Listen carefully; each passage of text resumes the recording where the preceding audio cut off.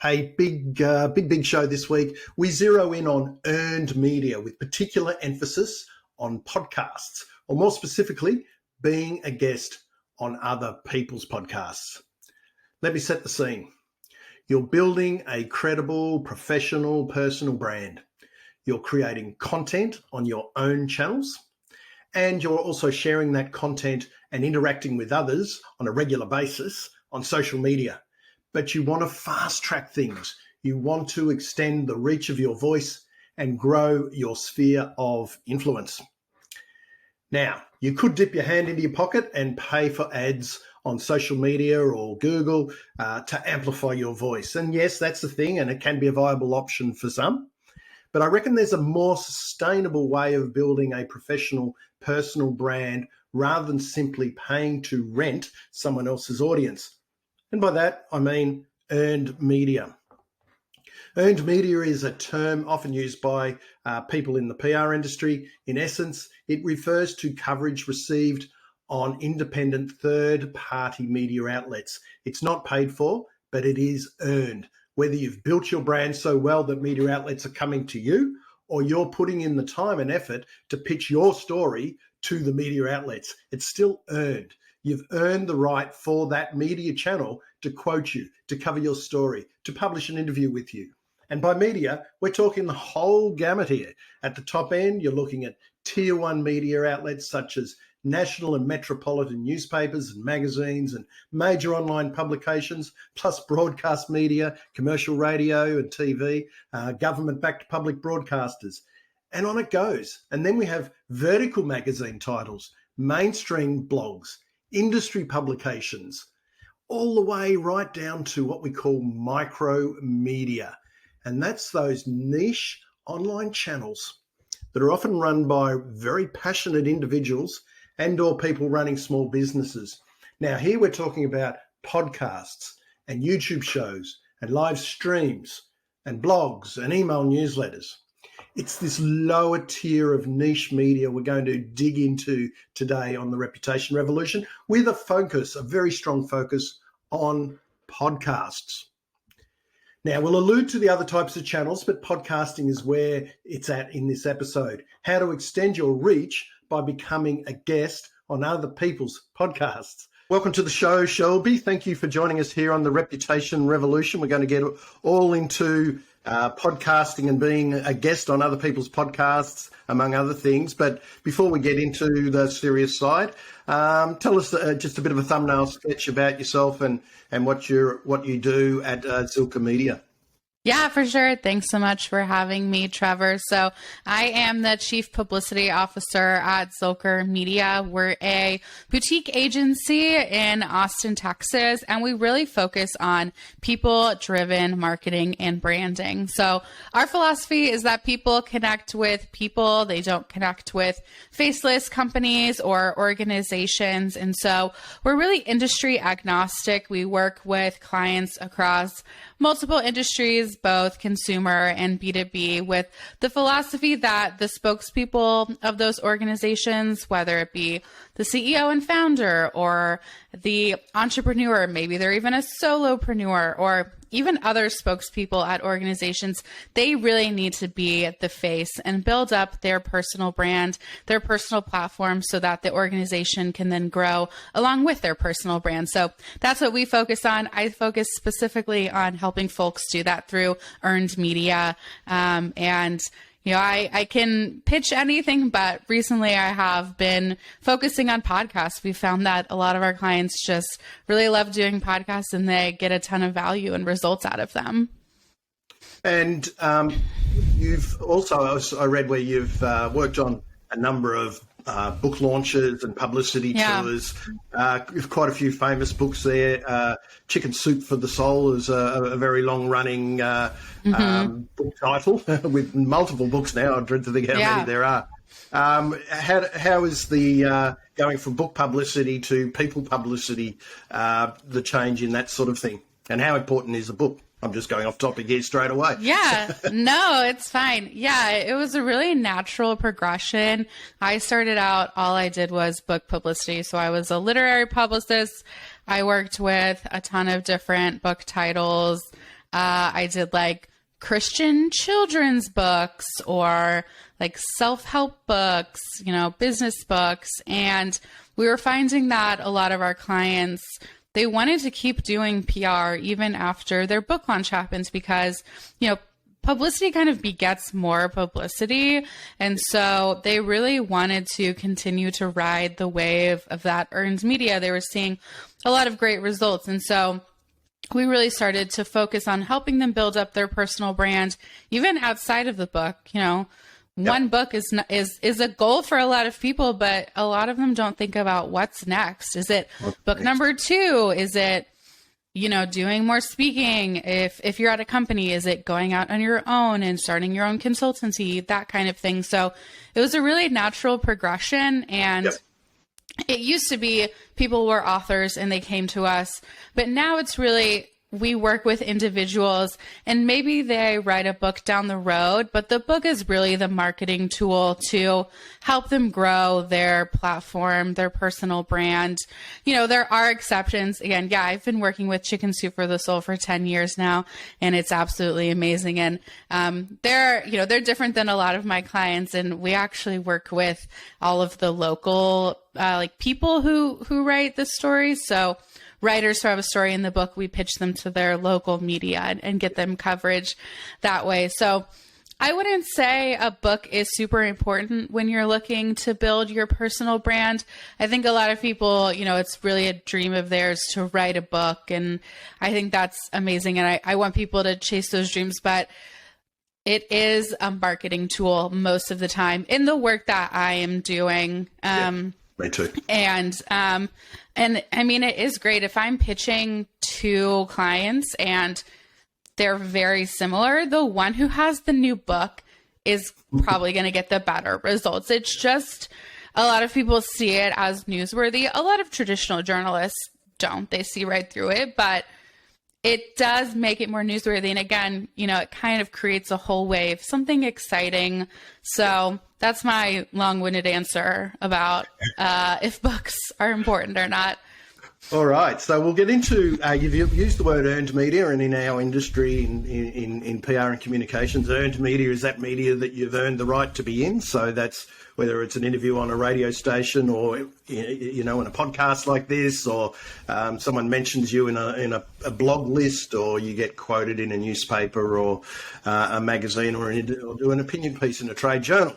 All that comes under the earned media banner, and it doesn't just happen by itself. You've got to earn the right for that to happen. And there's two ways, obviously, Shelby, of that. You can either go, build a brand big enough so everyone comes to you. So there's the pull factor, which I think is always important. And that's kind of like your foundation. But then if you want to take things up a notch and start leveraging earned media opportunities, well, then there's the push out and then pitching yourself, which is what we're going to do today. Now, we're going to focus very much on pitching yourself as a guest interview or an interview guest for other people's podcasts. So not being your own podcaster, but being on other people's podcasts, like you are, Shelby, on this show.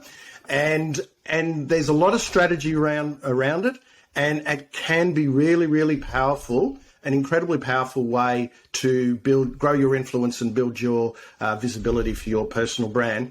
Firstly, why you're doing this a lot. I think, tell me how many, I know you've got some stats there about how many clients or how many minutes they've been on podcasts. It's a lot. So you've got a big pool of, case studies to fall back on to talk to us about. But what have you been seeing with people that are doing this and taking it seriously? You're not talking one-offs, but, making podcast guest interviewing a core plank of their communications platform. What are the benefits? What are you seeing? What are the trends? And let's kick off with all the positives and the opportunities. Yeah, for sure. I mean, one of the benefits, especially for entrepreneurs or business leaders who are wanting to dip their toe into earned media, is it can be a little bit of a lower pressure interview situation. It's not going on TV, you have 3 minutes, you have to have really tight talking points. It's a conversation about something they're passionate about. So I think that is one benefit that people don't talk about a lot. It's a way to start to get out there and to get some earned media. And we work a lot with marketing teams to reuse the content across, owned and rented media channels. It's a great way to start garnering those opportunities. The second benefit that I really think about, and that this is something we coach our clients to change that mindset. It's not just an interview. It's not just a media opportunity. It's really networking. It's a different type of way to network. There's LinkedIn, and LinkedIn is having kind of a boom right now. People can network that way, of course, in person, but podcasting and guesting on other people's podcasts is a great way to maybe reach some people strategically in your industry, or who you want to create strategic partnerships with, or maybe you're just seeing a podcast and you're like, yes, this is something that I can talk about. This is in my industry, and it just leads to a connection that you never would have had before. We have a client who, he's B2B, he's in the flooring industry, and went on a podcast that, if you just looked at the numbers, it was really small. That's another thing too we coach our clients through, is not just looking at how many people does this podcast reach per month. Because if you looked at that, it was a very small podcast, but he ended up getting a new business deal out of it. Like, to him, it was lead gen. And, there are, the list goes on of the different people that you're meeting who you maybe would not have met otherwise. And then with podcasting, of course, as you know, when this interview comes out, I will post about it on my channel, Zilker Media. My agency will post about it. And that cross promotion is really going to help to, getting into those second and third connections on LinkedIn, being able to reach an audience that you wouldn't have been able to reach before. Yeah, no, I agree 100%. And it's, I think when you look at it too, I mean, people get besotted with numbers. Oh, but if I'm on radio, I'm reaching X amount of people. But for a lot of people, they're in niche industries anyway, and radio, right, unless you get into or TV, you've got a really mainstream story, that's relevant for a general audience. It's not going to kind of work. So the point of podcasting is it can be quite niche. Mm-hmm. I'm the same as you. I always advise my clients, don't worry too much about the numbers. It's about building up your track record of being on podcasts. And sometimes this is the beginning. You get on podcasts, and we can talk about blogs and YouTube shows and other people's newsletters and that sort of thing. This is a stepping stone towards other types of media as well. So many aspiring thought leaders want to knock it out of the park and be in the big magazines and everything, and that's great, but it's going to take a lot of work, and it's best to build your bona fides first. So you pitch, basically, for context, you pitch your clients, the personal brands, and most are probably running personal brand-based businesses or, in charge of businesses, on other people's podcasts around the world. What's the scene like? I mean, there's a lot of podcasts out there. How are you identifying the right podcasts? What should people, and by the way, people can go through and use a service such as Zilker Media, or this is something that you can do yourself as well. But what's the starting point is, how are you matching people with the right podcast? Because I get pitched a lot, and 99 times out of 100, they're probably misdirected, and it feels like I'm just on someone's list. Yeah, I mean, there are so many podcasts. It's really hard to find the right ones. Even if you have a podcast database, we use Podchaser, which I really, really like. There's still a ton of podcasts, and it's hard to find the right ones. I think it's important to look at your audience, who you're trying to reach, and see what podcasts they're interacting with online, and use that as a starting point. If you find one podcast that is a fit, you can go to the page on Apple Podcasts, you can scroll down to the similar podcasts, and you can kind of go down a rabbit hole that way. I know a lot of people always ask, how do I know if it's a good podcast? Like, quote unquote, what does that even mean? But again, if someone has a lot of reviews on Apple Podcasts, that's kind of a good way to just be able to quickly see if it's established or not. But again, you want to look at the host on LinkedIn. Do they seem like this is going to be a connection that's going to be relevant to the goals that you have? Look at their previous guests.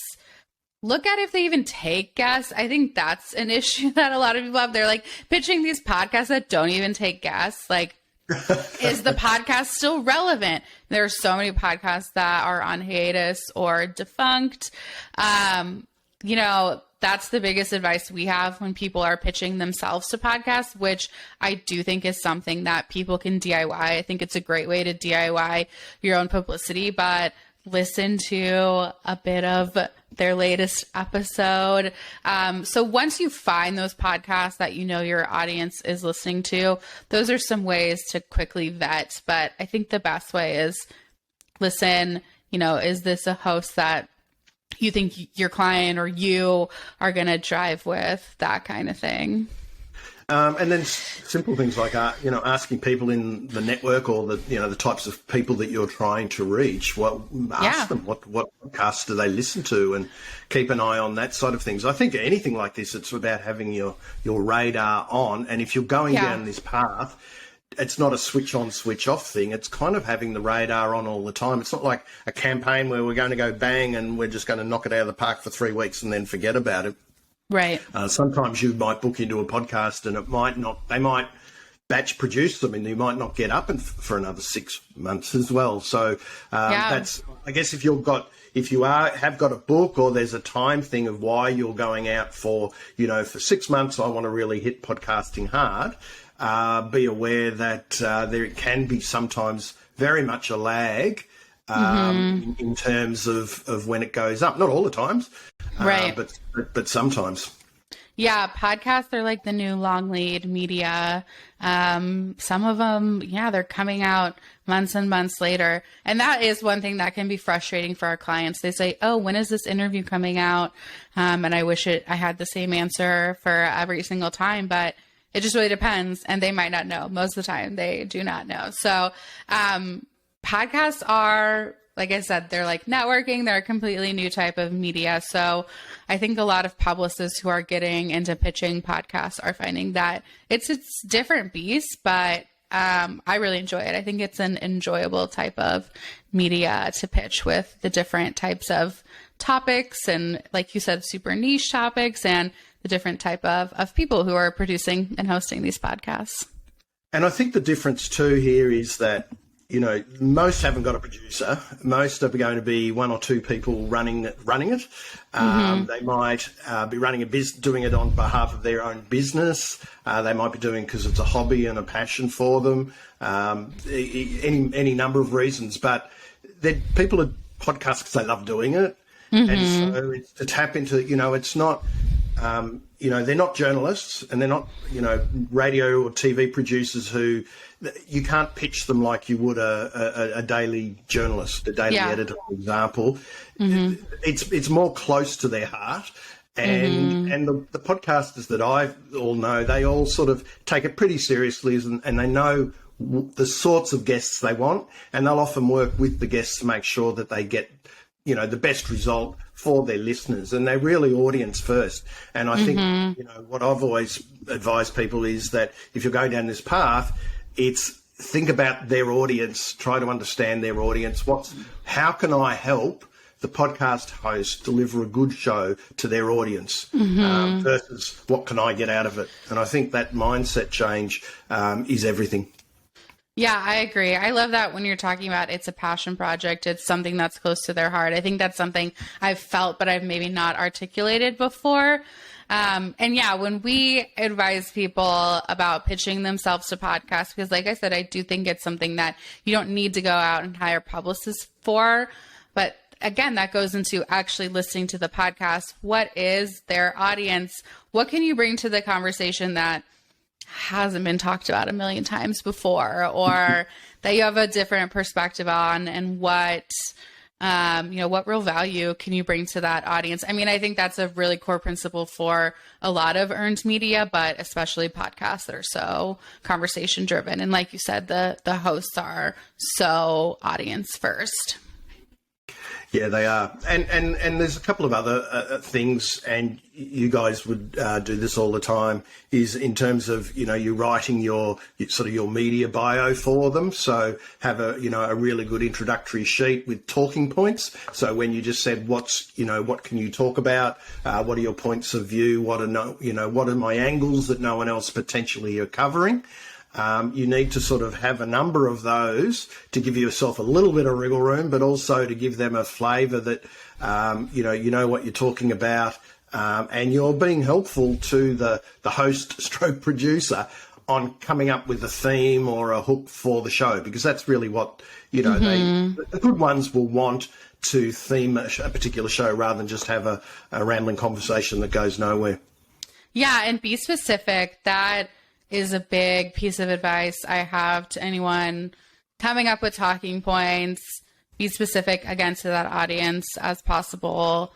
I think that when we go into strategy conversations with clients who maybe are just learning about the process, they have these like vague conversations that they want to have, and we really push to drill down on what specifically would you say about this topic.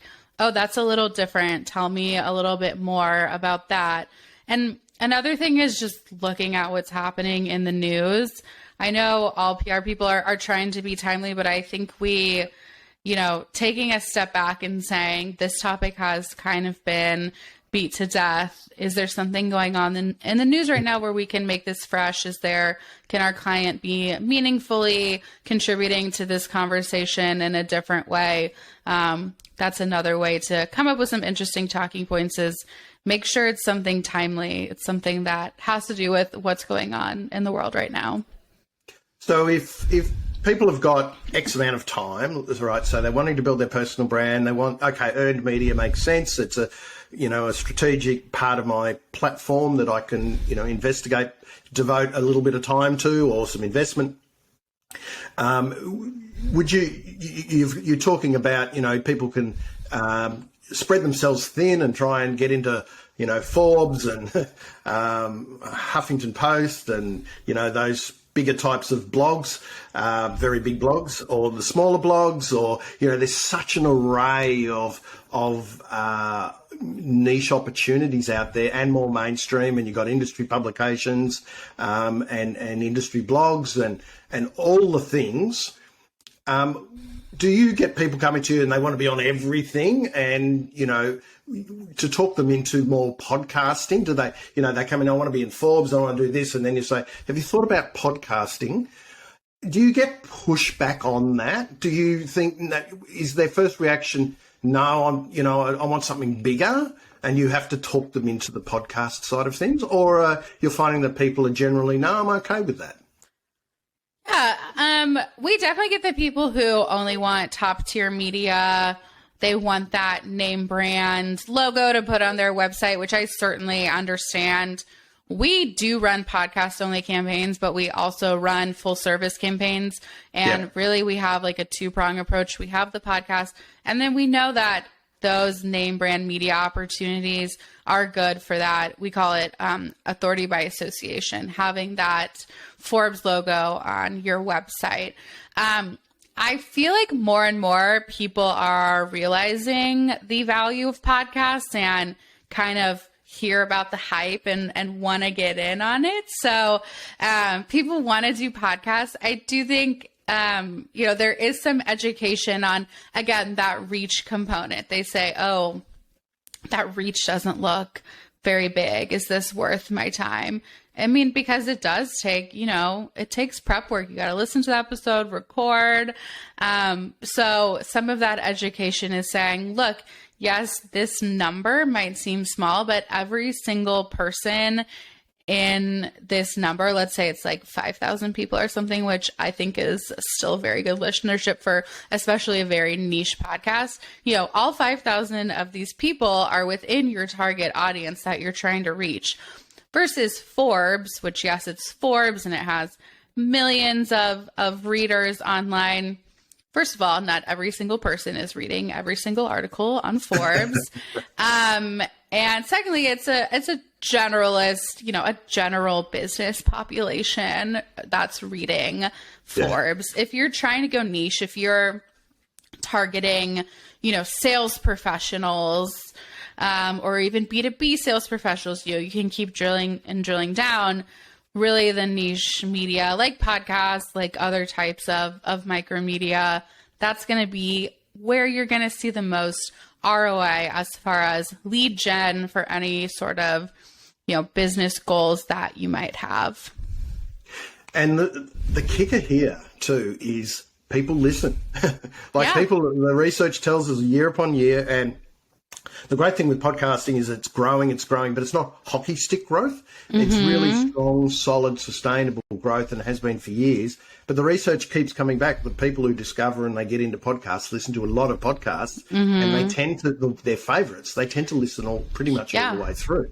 So I think it's such a privilege to be in people's ears, for 20, 30, 40 minutes when, they're otherwise their thumbs flicking on LinkedIn or Twitter, and it's hard to catch their attention. So it's the quality of the attention too that I think you're getting. So if it's a niche topic, and people aren't going to listen to podcasts if there's no interest there, right. And I'm not talking about, the big, there are podcasts now that are, entertainment podcasts, like, going back to Serial, and there's so many of them now. Yeah, like celebrity podcasts. Nose to one side that are properly narrated professional entertainment podcasts. We're talking about, business, leadership podcasts, whatever the space may be. But in terms of that, you've got the niche. So the people who are listening, you'd hope, are interested in that topic. Otherwise, they wouldn't be listening. And B, they tend to listen for a while.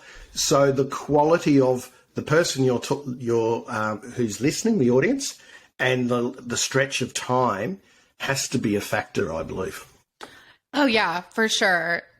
I mean, we all have our favorite podcasts that we don't miss an episode, and we know that Wednesday, the new episode of whatever drops. So I love how you put that. The quality of the relationship is super important. Another thing too, especially if you're being super results driven and ROI driven, if you have some sort of lead magnet or, something like that, every podcast is going to ask you, where can people go to learn more? You're going to ask me at the end of this interview, if you're in Forbes, you're going to be lucky if they link back to your website and give you a link back. And there's no way to kind of like directly have some sort of lead magnet. So also just from a purely like holistic marketing standpoint, I think podcasts are very specifically, situated to be able to assist in a lot of those goals.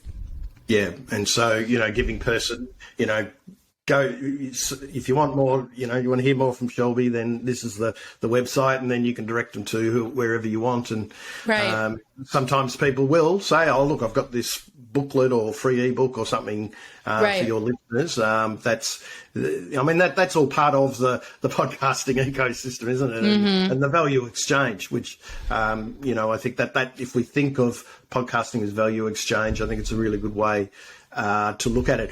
We were talking then about, sizes of listenership versus the quality of the listenership, and it reminds me of a story recently, and I the names are a little hazy, so I won't go into the names, but it was one of the biggest banks in Europe, and they wanted to get one of their very senior executives out there and building their brand and using that as to help build lead gen, because it was a very specific part of the bank.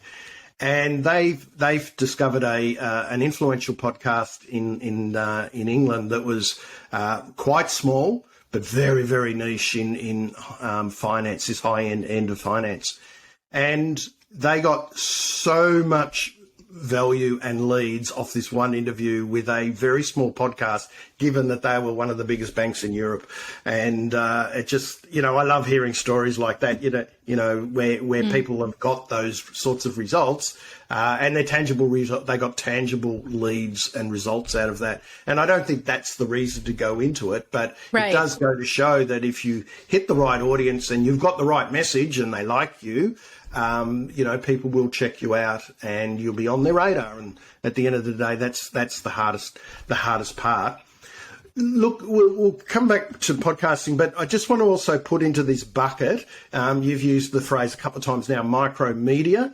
I guess from that you're talking about a YouTube show or, again, the people who do podcasts, do they, their equivalent across other mediums. So whether it's YouTube or maybe in an email newsletter, some people have got magnificent newsletter niches. And then I guess you've also got, guest blogging as well. Used to be a thing. Guest blogging was the original podcast interview. Mm-hmm. Where are you seeing those elements? I mean, everything that we're talking about kind of rings true. You're adding value to someone else's audience, right? And contributing value to them. And again, it's that value exchange. Is there much happening on that front where, people are doing guest blogging on a YouTube show versus a podcast? And we know today that a lot of times they're doubled up now, like this one, they're video and audio. And newsletters just continue to get bigger and bigger as the technology gets better, and people are building some tremendous audiences on newsletters. But of course, they need content. They need people to talk to. What's your view on all of that side of things as an adjunct to the podcasting side of things? Well, just to answer your question about guest blogging, we're still doing a lot of guest contributed content, both on the top tier publications. Some top tier publications are still taking contributed content, and also on trade and B2B publications. I consider that micromedia. I consider micromedia anything super niche. So, some of these trade publications are absolutely massive and they're read by, everyone in that industry. Is that still considered micromedia? I'm not sure. It gets a little blurry there, but we are still doing guest contributed articles, especially in trade publications. I think that's an amazing way for B2B companies. A lot of clients like it too, because you can control the message. What is being put out there. Even though these articles, obviously, they're not promotional, they are giving that value. So it's that value exchange. So we are still doing a lot of guest contributor articles. I think those are, a great way and a big part of our strategy. As far as YouTube and podcasts, I love that so many podcasts are video now. I wish I had a better background today. Sorry. So this will look better on video, but video content is it's so important for social media. So being able to have that video content to remarket across channels is super great. And I am super fascinated by Substack right now. And I mean, just how it's, these journalists are building their individual platforms on Substack, and then they are putting that behind a paywall. That I think is super fascinating, and I am really looking at that over the next year. I subscribe to a bunch of journalist Substacks because they're giving me great information, and I'm happy to pay for that, and especially just the state of journalism and journalists not being paid. I think that's a really interesting thing that's happening.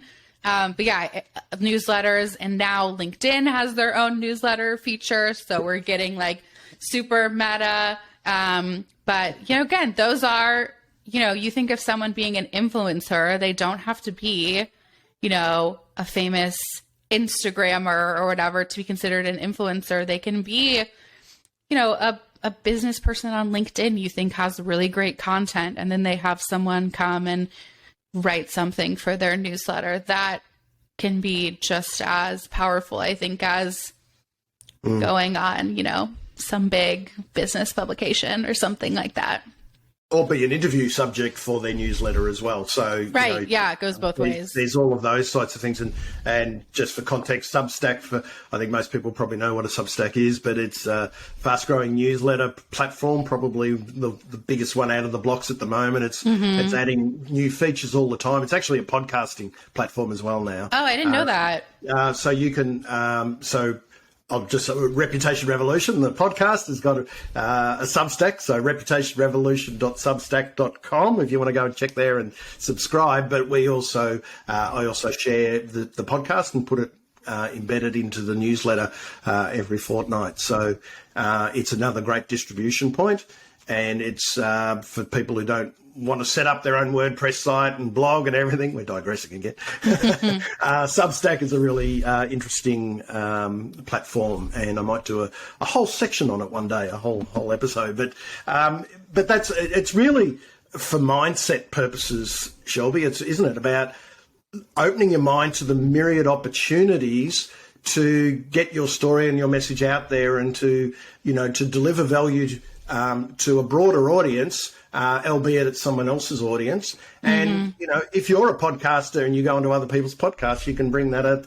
that person onto your podcast as well. Right. So there's a lot happening in that space. And I think the other key point that I just want to make there too is that if it's something that you really want to do, you've got to look at it strategically, I think. Yes. And really immerse and look for opportunities all the time. The opportunities are there all the time for you. And the people that you said at the start, and I love this, it's kind of like networking as well. The good part about it is that, you make friends with, people that they're influential in their own right, and you're building this circle of influence over and above reaching new audiences. And I think that that's critical. And one more point before I jump out of this one, I've been meaning to come back to this one. People who are doing podcasts, I said it was passion projects, but they might be, have a couple of people helping them or a small production team. You've mentioned trade media. They run off the smell of an oily rag now. A lot of times they've got podcasts now and video shows and all sorts of things. So they all need content. They all need content. They haven't got the staff and the resources to continually be doing this. They need help. And if you can deliver help and be genuine about it and deliver really good value, that you're being useful to them as well. So, it's, if you look at it that way, it's a really good win-win, I think, for all parties. Yeah, I agree. I think that's why we have had so much great success with contributed content at B2Bs. Some of these trade pubs have like 2 people working there. And so I always remind my team and our clients, publicists, our job originally was to make things easier for the media. And so we can't lose track of that. And like I said, I love everything you just said about being genuine and being authentic. Even though, you have goals that earned media is going to help you with, you don't want to lose track of that. Yeah. And so what are some kind of success stories with some people that you've got clients now and they've gone down this path and they just continue on getting podcast interviews, and how it's building their business? Are you finding that people would rather come in and just do a couple a month and just keep it ongoing, low level, drip feed out, and over time the aggregation of all that, the accumulation of those really starts to add up? Or are you more about, give us 3 months and we'll see what we do and, hit it hard? Where are you mainly seeing things in that space, and what are the benefits, I guess, of both? Yeah, ideally it's ongoing.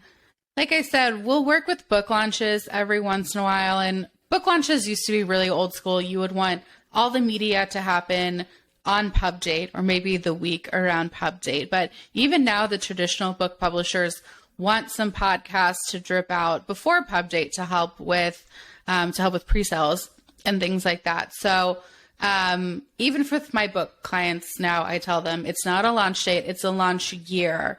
You really want to be spreading it out over that year, because It's just, you want to have that consistent media. And again, I work with a lot of marketing teams, both here at Zilker Media and my clients' marketing teams, and they want that content that they can be posting on their social media, be reusing on all of their channels. So they like when it's stripped out like that. So that is what I prefer. I think that is the strategic way to do it. And yeah, we've had clients who we've been working with for years, and we had a client recently who came to us and had zero media experience, really did not understand a lot of the process. And by the end, he loved doing podcasts. He did come out with a book, and it was a book as a marketing tool to help his consultancy that he had. And I think did like 50 podcast interviews around the book launch. And again, it was about a year or so, I think, and really just grew his business that way, grew his speaking. And we like working with people ongoing. There's always more podcasts to pitch. There's always new topics to explore. So I think it's, again, obviously, I think it's a great strategy for people to be utilizing. I think the drip feed, is good. We had a recent guest on here, Oscar Trimboli, and he's grown an international business from Sydney in Australia, and very much off the back of podcast being a guest interview. And he's been, I think, at it for about, if I recall, 5 years. It was this season, Oscar Trimboli, the episode number escapes me, but he was doing 2 every month. He just does 2 every month for years and years and years, and he's really racked up hundreds of them, and he makes them part of his marketing month. And that 2 don't pop up every month, but he does 2 a month, and then they're just continually just dripping out, and it doesn't kill him in time, albeit he's in Australia, so some of his interviews are in the middle of the night, but it's not like he's doing it all the time. He just does 2 a month, and they're just steady. And he tells the story about how he has grown his business, and got one of his best clients has come from listening podcasts to his podcast. So he's guest podcasting. So we hear these stories all the time. You'd hear them all the time, and I do like that strategic, sustainable. You're doing the work. Doing less work over a period of time. So in aggregate, you're going to get the results. And I think that's when it really, really works, rather than just get in, quick hit. Sure, if you've got a book and everything, but most people haven't got books. So there's that sort of things. Just conscious of time, Shelby, thank you very much for sharing all your knowledge and wisdom. Can we finish up with some tips on if people are going to DIY, what they should look at, make a couple of the mistakes that people are making and the things that they should be aware of? Yeah, I think one of the biggest mistakes is not listening to the podcast, not kind of just doing that simple step of, is it, do they even take guests? Is this podcast current? And every podcast pitch we send out, including the one that my publicist Hannah sent to you, we listen to an episode of the podcast, and we, talk about what we liked about that episode, what we're going to take it away. And again, trying to be really genuine about it. So if someone's going to DIY their own publicity, I would, I think a lot of people are like, oh, my bio needs to be great. My talking points need to be great. And I do think those are important, but also just listening to the podcast, trying to make that connection with the host is even more important. And even just asking, hey, are you looking for guests right now? Because like you said, people, they batch produce. And so I think we have heard that people like when we ask and we're just like, hey, are you looking for a guest right now? Are you looking for someone specific? And just start there and see. People might say, yeah, I'm looking for guests right now. Send me more information. And that's when you can send that bio and those talking points that you've spent so long crafting. But what people don't want to see is just, hey, do you want me to come on your podcast? Here's more about me. Here's what I can talk about. Just being very assumptive and not leading with that value lead for their audience. So I would say that's one of the simplest things that people, get wrong a lot of the time, is just not sitting down, listening to the podcast and making that connection with the host. And as you said, an initial inquiry email versus go into full-blown pitch. That is gold right there, because people just go straight for the pitch. It's it's innate. Often if you're, not thinking about it too much, you will over-pitch anyway. You'll oversell yourself and not look at them as their, as the podcaster and the person who runs the audience, but launching straight into a pitch which might not be right anyway. I think that inquiry, that softer approach, it worked with me. Put it that way. I get a lot of pitches, and mostly they're wrong pitches, and they come straight in hard. Yeah. And I think that that approach is probably more the way I like it. Unless you really know the podcast, you really listen to it for years and you know it so well, and you've got a real, the timing's right and everything's right. There's nothing wrong with going in with a pitch and hitting it if you reckon you can get it spot on. But I think that's gold. And you're right, listen to the podcast, and that's where the grunt work comes in. That's the preparation, and that's why there are people such as yourselves out there, because it does take time to listen, to identify. You use Podchaser, and Podchaser is something that I've looked at over the past year. I sort of check in and out of that one. There are other tools, but it's a fragmented market.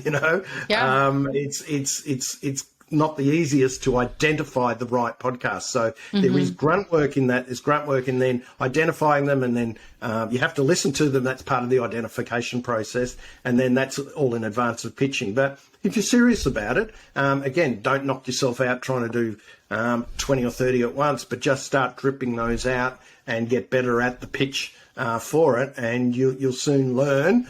And don't take rejection. Don't take rejection seriously, because you won't go far because everyone's getting rejected everywhere in the earned media game. Even the pros that have been at it for 20 or 30 years can get rejected as well. The whole idea is to try and make your pitch the very best that it can be, the most accurate and the most timely, and that's all you can do, really. And I guess I'll just throw in there, Shelby, too, that there is the relationship side of things before it as well. For sure. If you want to if there are some podcasts that are really super, super, super high up on your list, before ever going into them cold, it might be better spending 6 months subscribing to them, following them on LinkedIn, connecting with them on Twitter, sharing their material, interacting with them on socials.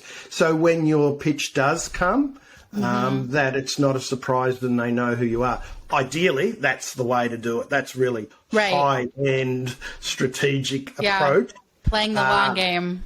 You're playing the long game, hard to scale, but that's a thing as well. And I think if you only say, look, I'm only going to do 6 for the year, that's the way I'd do it. If you want to make it a little bit more, you might have to then work up a way of scaling that a bit more. And then there are services such as Zilker Media and Shelby and her team that will do it for you and coach you through it as well. So lots of opportunities there. We're talking about being a guest on other people's podcasts and delivering value, and all the benefits that come from that afterwards, as you say. Both parties are sharing it. It's one thing a podcaster loves is if you share their content. So if you are a guest on someone's podcast and you're sharing that podcast as well, the podcaster loves that. So so many nuances to this, isn't there? Now, the more we peel it back. Shelby. But that'll be a topic of the nuances of podcasting will be a topic of another episode. But what's the best way for people to catch you? I know you've got tell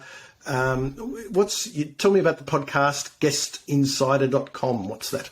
Yeah, for sure. So Zilker Media, like I said, we run podcast and full service campaigns where we do it for you, but we also have podcastguestinsider.com, which is a great resource for people looking to DIY their own podcast pitching. And it's not a database. You know, we talked about Podchaser, which is a website where you can get contact information for every single podcast in the world. Yep. Podcast Guest Insider is our curated list, and you sign up and you get 2 emails a month with podcasts that we suggest you pitch yourself to. We have 3 niches: health, entrepreneurship, and business. So we're still doing a lot of the legwork for you with recommended podcasts, what kind of guests they're looking for, and contact information, but then you go and pitch yourself. So again, it's great for someone pitching theirself, or if they have a marketing person or marketing team. It's a great resource that we've gotten some good feedback on. So right now we're doing your first month free at podcastguestinsider.com. Fantastic. And Zilker Media is the do it for you publicity machine. Yep. Terrific. All right. Well, thanks very much for that, Shelby. Great to have you on. Great to talk podcast, very meta, of course. You being a guest on the podcast, talking about podcast guesting. Yep. And that appeals to me. And thank you very much for your time. Awesome. Thanks, Trevor.